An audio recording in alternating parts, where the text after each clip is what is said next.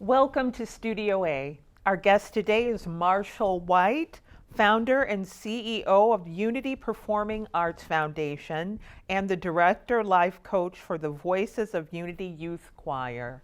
Welcome to the studio, Marshall. Thank you for having me, Stepheny. Thank you so much for coming in. It's such a joy. Such a joy. Thank you. So tell me, where are you from? Fort Wayne, Indiana, born and raised here. Born and raised right here in Fort Wayne. Been here all my life. Yes. Okay.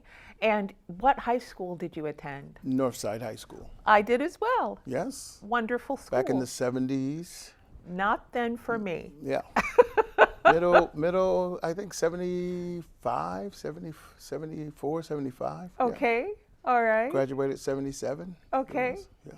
Very nice. Very nice. And you attended PFW. Yes. What did you study? Partially. I went, the first 2 years of IPFW, I went to electronic technology. Why electronic technology? Well, as a kid, I was a prodigy. Okay. As a kid, and was not recognized or diagnosed as that because, you know, when you grow up in a culture of color, a lot of times they are not trained or they don't have the experience of determining genius in children. And so when I was young, I was into electronics by nature. I just learned how to understand technology, and I had built, at a 12-year-old, I built a intercom system for my mother's house, Oh my father's goodness. house. Wired the entire house, had the whole intercom system working from my bedroom, controlling it. I had spent a lot of time inventing things, and would take them to school, and they were projects. Okay. So I just had an interest in it. I went into telephones training at I think at that time it was called the Vocational Center. And so I wanted to go into telephone technology. Okay. And so that's why I went to school for the first 2 years. But through all of that, I was already playing the instrument. I learned how to play on my own at 10 years old. What instrument? Piano. Okay. And then I went to Oregon. Okay. And by 13, I was playing for the church choir. So you were self-taught. Self-taught. Well, I don't like to use the term self-taught. I would Why just not? say I was gifted, naturally given gift of music by God. And I had watched mentors and other directors and began to learn from them. And so, but from the standpoint of formal training, no. I didn't have formal training until I was in my 20s. Okay. All right. And you also attended the American Conservatory of Music in Chicago, Illinois. Yes, that was when I was in my 20s. Okay. I was introduced to the American Conservatory of Music by a great friend of mine, Carmen Stokes. Okay. She was taking classes there under the tutelage of Willie Pickens. Okay. So one day I drove up with her and met her instructor and asked would he begin to teach me, and he said, sure, if you teach me gospel, I'll teach you jazz. My goodness. And so we started a great fellowship and relationship together. I would drive to Chicago, did it for 2 years, one class, an hour-and-a-half class. And I did that for 2 years, and I was trying to get a certificate, but what happened is that my father didn't like I was learning jazz. Because he thought it was secular? He called it the devil's music. Okay. At that time. And so he pulled me out of the conservatory before I could ever get my certificate. Before you could complete a certificate? Yeah. I see. Did you enjoy studying jazz? I loved it. What do you like about jazz? Well, I like the complexity of it and the structure of it, the technique, and learning all of the different scales and modes and chord structures that I had studied on my own prior to going to the class. So, I mean, I had a very good understanding of chordal structures, progressions, and modes and intervals prior to the class, which allowed me to even be in the conservatory because I did have the knowledge. What they were doing to me is introducing me to how to write the music, how to read the music, how to basically orchestrate it, and I was learning how to do that, which was phenomenal. I was enjoying that, the technical aspect of music. And so then how to actually put it together and began to use it to create music that you knew. Anything that I was playing, I actually understood what I was doing. I could analyze it and things like that.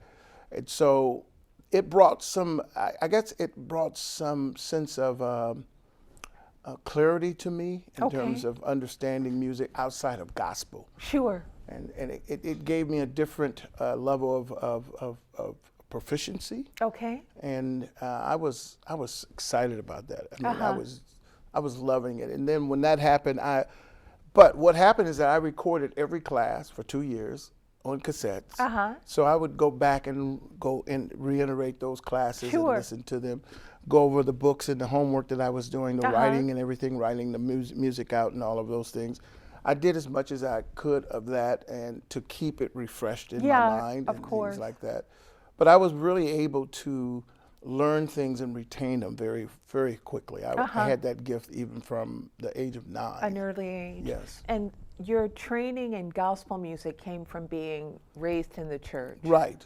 Your father is a pastor? My father's a pastor, and one of the largest pastors of Fort Wayne, Indiana in the past. He was Pastor Jesse White. He was like the civil rights leader of this era in the state of Indiana. His best friend was Jesse Jackson. My goodness. Matter of fact, Jesse Jackson preached his funeral when he died here in 2001.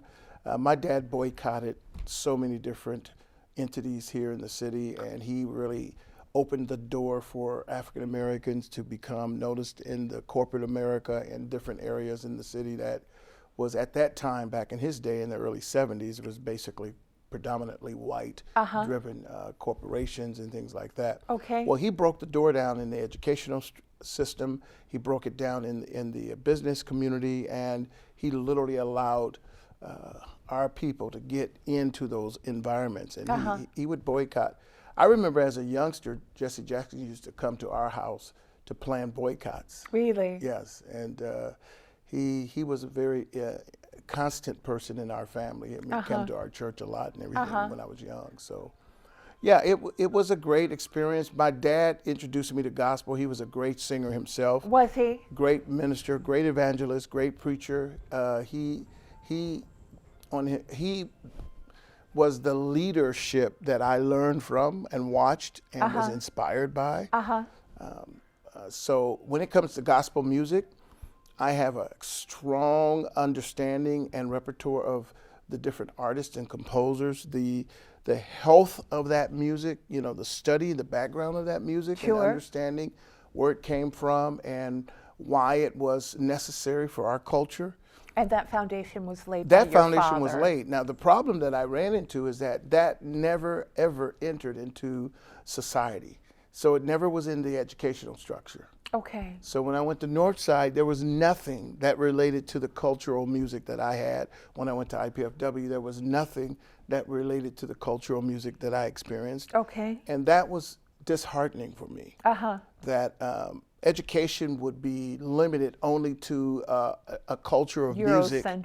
Eurocentric music. Yeah. All dominantly European. Right. And so even though they integrated our schools with us, they never brought our culture into the schools. Education. So they just brought our bodies there. Right. And so that disheartened me. And that's one of the reasons why I could not pursue a music education degree, because I was not interested in learning European music styles at that time. You know, talking with you reminds me of the great Dr. James E. Mumford in Bloomington, Indiana. Yes, know him well. He taught my kids. He was my teacher. You had a great teacher there. How well I know. He was phenomenal. How well I know. Dr. James E. Mumford was just a brilliant man. Yes, and he was. A phenomenal educator. And director and musician. Yes, he was. Yes, he was. So. And what I learned in going to school, Stepheny, is that my culture was obscure to the educational world. They had no clue what I knew and how I knew it and what it was about. And they were not willing to know. Not interested. They wasn't interested. Yeah. And to this day, that is still somewhat Do you think that's still prevalent? Yeah, I think it is still prevalent to a certain degree. Oh yeah. That it's not until you get to college. Even in college, if you get into the mainstream college environment, you might have a tad bit of it, but it won't be seen as legitimate you know, because I got a lot of professor friends at IU, Tyrone Cooper, Tyron Cooper, I know Tyron. Dr. Wise, and all Yeah. those guys, and they tell me the stories that they still have today being received as legitimate. Yeah, and Tyron is incredible. phenomenal. Dr. Sykes is incredible. Yeah, Dr. Sykes. I mean, all of those guys Just still. brilliant people. And then the fact that Dr. Portia Maltzby, the leading ethnomusicologist in the country, in the nation, was at IU Bloomington. Yes, yes. Yeah. And they got a great program over there. But the crazy thing is that our music culturally still has not been embraced as legitimate art form. Now, the interesting thing about that is when you look at popular music, what's being played on the radio, rap, hip hop, that's the leading music style in the world. And Yes. yet you still feel as if it's not recognized as a legitimate music form. Well, it's not even sense of a feeling, it's a fact. Okay. I mean, it's a fact that Okay. it's not. They don't have classes where you could. See, I think education should provide a much more comprehensive approach to people getting a degree in music that don't want to perform classical or have a classical profession, but they want to have a professional music career, but they want to have it in more contemporary or popular music styles. And I think that music should be much more broader in the educational structure because of that. Okay. And I think it will be as it continues to evolve. So 10 years, 15 years. I think the society from is now. going to change it. Yeah. Because you look at the Z's today and you look at the alphas coming, they're going to change what baby boomers and Generation Silent and X's did to education. They're going to change it. You know? Okay. So tomorrow, down the road, Yeah. a good degree in gospel music could be possible. Okay. A degree, I mean, they really pretty much now have embraced jazz, you know. Yeah. Oh, yeah. To a certain degree. They have in certain schools embraced it, and there are some curriculums and degrees in the music form, but it's not to the level of the European style. And Right. it needs to be at that same level. So Respected in musicians that who grow up same like way. I am, who grew up in the church, who want a degree, who wants education, but I want to be able to choose what direction I want to go. Genre of music right. you study. Right. I don't want to be told I have to learn this or I have to learn that or I need to know this or I need to know that. Right. To And have it a has nothing to foundation do in with music. what I'm actually Right. in music because Right. I do have an affinity for classical. Sure. I have studied music theory. I have studied music appreciation and all of those things, but I have not used it in the circles that I run into. Okay. And when I'm teaching music, I'm teaching to 90% of the kids I'm teaching to, they have no music background. All right. They have no knowledge of music. Okay. So I have to meet them where they're at first. And that reminds me so much of what Dr. Mumford did because Yes. that's exactly what he did. And let's talk about the young people that you teach. Who are they? Well, I have reached just since I started Unity because I've been working in the music community since since I was 13. All right. 17, I was minister of music at my church. Okay. And when I left in 36, we had 175 members in our music department. And we had 5 choirs. Okay. And that they ranged from children all the way up until, seniors. And that was 06? That was back in 1996. 96, Yes. excuse me. Yes. Okay. And so when I started Unity in 2000, Uh-huh. I was working for Purdue University in Lafayette. Okay. I was working as the music director for the Black Voices of Inspiration. Okay. It was a college choir that was on campus. They were completely disconnected from the mainstream music program. It was like an extracurriculum program. Right. Eventually, I took that program from the basement of a rehearsal room to their $3 million facility and a 20-day concert tour at the South Pacific of the world. We went to My Australia, goodness. New Oh, my Zealand, and Fiji. goodness. We partnered with the Glee Club and traveled with them. We became ambassadors of Purdue University and traveled The world. to really, we promoted and represented Purdue University. Yeah. around the world? That was back in '93 to 2000. Okay. Then I was at Northrop High School for about 6-7 years. I started there in '94. Okay. Left there in 2000. I started a choir program there. Was a specialized choral program that would attract more kids of color into the music program. All right. Because most of the mainstream educational environments don't attract kids of color to their programs at a large number because the programs are not relevant And don't speak to them. to their culture. Yeah. So Sharon Banks brought me in '94. At Northside? Northrop, excuse me. and to start this program called the Contemporary Chorale Okay. program.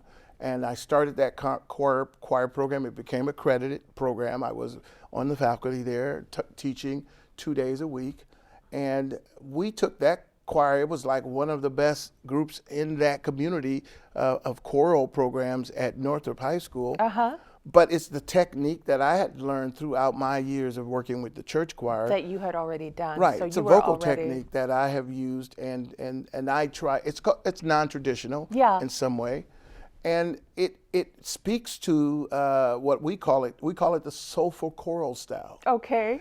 Most people define choirs that are predominantly black, or even in that, or they define them as gospel choirs. Right. I've changed that scenario. Why and is that important? because they have tagged us. Okay. Pigeonholed you. Yes, I think the dominant culture has been instrumental in tagging music or cultures they're not really familiar with. Uh-huh. With names they can identify them with. Okay. And so, when I was growing up, we did more than gospel music. Right. We did R&B, we did jazz, Uh-huh. we did country music, we did rock music. Uh-huh. And so I incorporate that into the Unity Performing Arts concept. Okay. And then our base of music styles is, we call it the soulful art forms. Okay. And so those forms concentrate on the experience of the music, expression, emotion, and experience. Okay. And so we take this collection of genres and we say, okay, what do we deem as soulful? Because we believe everybody is soulful. Right. Every culture is soulful. Right. And so once we've learned to define what that soulful experience Means. is, then we classify that as a soulful genre or Okay. a soulful art form. And some Rock music can be soulful. that's a soulful music. Jazz. Jazz is soulful. Soulful. And classical Country. can be if it's presented in a way where it allows you to express. And experience emotion. Uh-huh. It could be classified as a soulful genre if it allows that. Okay. Now, some forms that music is it requires you be quiet and enjoy it. Uh-huh. And that takes away the soulful experience. So when from you're that talking music. about Brahms, Mozart. I would say some of that music has been presented in a format where people can experience it in a soulful experience. Okay. And then there's other times when that music is presented where people just has to intellectually experience it. Okay. And they can't emotionally experience it. Okay. So it's like coming to a concert and can't say you like what you're hearing. Uh-huh. You have to sit there. Right. You know, when you do that, you're taking away the overall experience that the person should have emotionally, intellectually, and spiritually with that art form. So, yeah. So tell me, why is music education or training important, and what does your music organization teach young people? Well, Unity, first of all, is a collection of arts. So we take the arts and we connect it with what we call youth development. Okay. And so we have this artistic platform, but we then have this development platform where we bring these two together to develop the talent and then develop the person. Okay. And so we see the arts from a different perspective than what the arts were in the 20th century. In what way? Well, it's not just activity driven. Okay. Where like if you come and sing, you're in a choir, you just come and sing. Uh-huh. That's not the Unity model. That's not what you do. The Unity model is we couple the singing with your development as a person. Okay. And And so how do you do that? Life skills, character development, discipline, training, social development, learning Okay. how to interact with people, Engage. communicating, appearance, stage presence, all of the elements needed for you to even become competitive in the business world. Okay. And so once you're not singing, you can go and apply for a job. You can do interviews. You can do resumes. When you go into the college room, you know how, Transferable skills. right. Okay. Life skills Yeah. that makes the person A much whole. holistic approach. Yeah. Yeah. So that's what we've done with the arts. Okay. And that's a very unique way of seeing the arts, because the arts overall has been seen as just a platform for kids to learn the form. Right. And that's it. Okay. And I think in the 21st century, and as we continue to evolve in the 21st century, we're going to need to take that platform, utilize it to do more of developing the person, because most of these kids are losing the opportunity of being disciplined, learning character traits, manners, and all those things that we learned back from the baby boomers. Right. These kids are being raised by a set of parents who don't really promote yes, sir, and yes, ma'am, and thank you, and those things. They just, a kid will take something and walk away from you today. Instead of saying thank you. Yeah, I mean that's because of the world they're growing up in. That's their parents aren't teaching No. them the So, skills that they need to know. and I see it a lot. I see it, and I think And it's not because they're rude; they No. just don't know any better. it's a part of the nomenclature of this era. And I think that it's going to be a downfall for that generation as they get older, Of course. because the society will always look for uniqueness Yeah. to run itself. Yeah. And as we get into more of this haphazard lifestyle or haphazard leadership style, it's going to open up society's eyes to, we got to get back to the basics.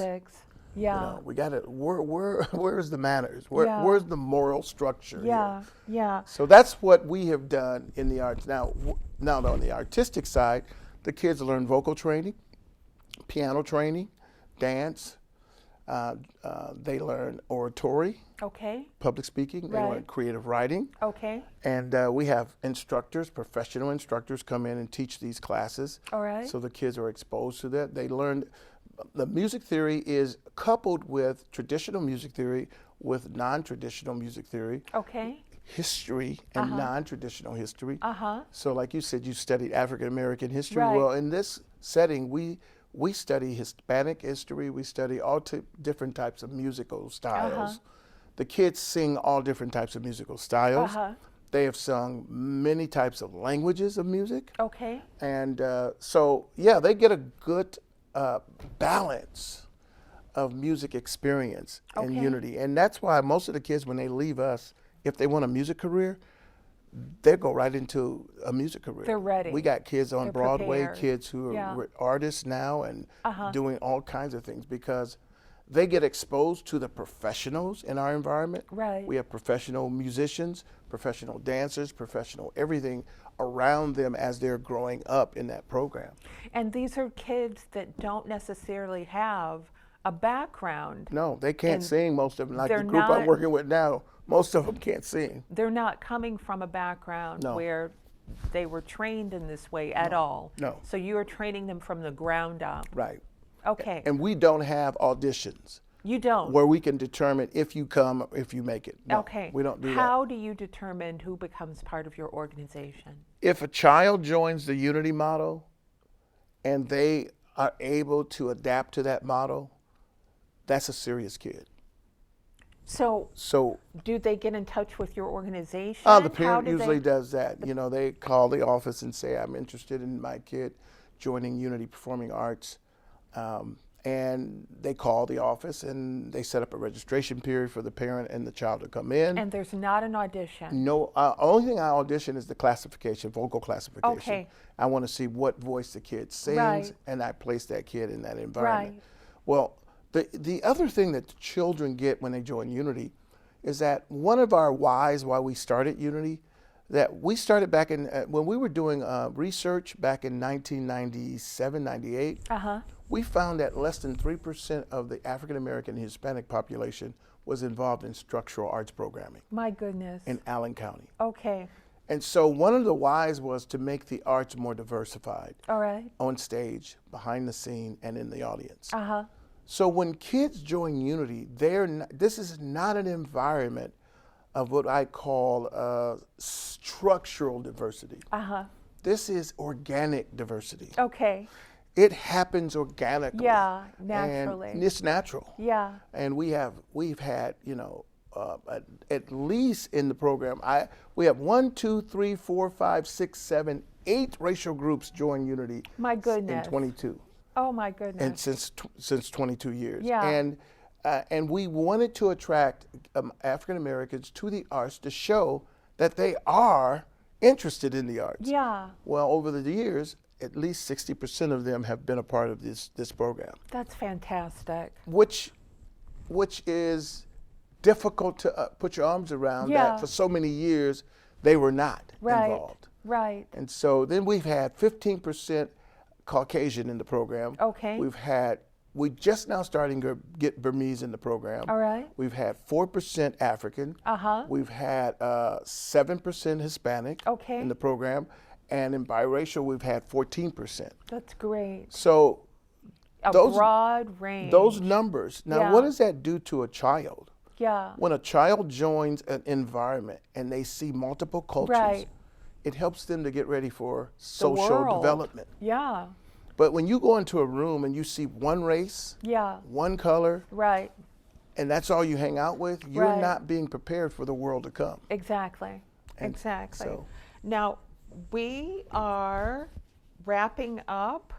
We have about a minute to go. Oh, God. I just got started. I know. We'll have to have you back again. Okay. So I want to ask you why, let me see, it's between asking you why is it important to have this organization in Fort Wayne, Indiana, and how does God inform your artistic endeavors? Oh, I think this is a God-given vision. Okay. From the beginning. I believe that in 1993. Starting the organization was a God thing. It's a God-given vision because in 93 I was having dreams about this. All right. And about 95 I was approached by a messenger. All right. That confirmed my dreams. Confirmation. 96 I left my father's church. All right. In 97 I put together the first team. So I spent 4 years writing the vision. All right. And then we spent 3 years preparing for it. So this was not just a haphazard jumping up. This is going to be a 21st century model that's going to go rapid throughout the country. It's replicatable, and it's going to be one of the first of its kind that's replicated across the country. Okay. Why does Fort Wayne need this? Why does Fort Wayne Because need Fort Wayne needs an environment where we are developing our own talent. Okay. We're preparing our own children to not only be successful here in Fort Wayne, but abroad. All right. And so we need an environment, first of all, that helps kids understand what true diversity is. Right. And then versatility. How you can have a sense of versatility with your gifts and talents. Yeah. How you don't have to just know one thing in terms of artistic ability. You can have multiple abilities. And so that's why this environment is needed in this community. Okay. Well, Marshall, thank you so much for coming into the studio. Thank you for having me. We'll have you in again because we want to hear what you're doing and what you're planning for the next few years, your 5-year plan. Okay. I know you've got incredible things coming up. Is there anywhere where we can see the choir perform? Well, right now the choir is being rebuilt simply because after COVID, we lost about 48 kids to college. All right. And 2 years of COVID. All right. Took the majority of the choir members out. So we're rebuilding now with alphas. And so now, probably another year, we'll be doing concerts again. Okay, so we'll be on the lookout for that. And you always go to our website, upaf.com, to stay on top of what we're doing. Thank you. Thank you for that. And thank you for coming in. Thank you for having me. Thank you for tuning in, and you be blessed.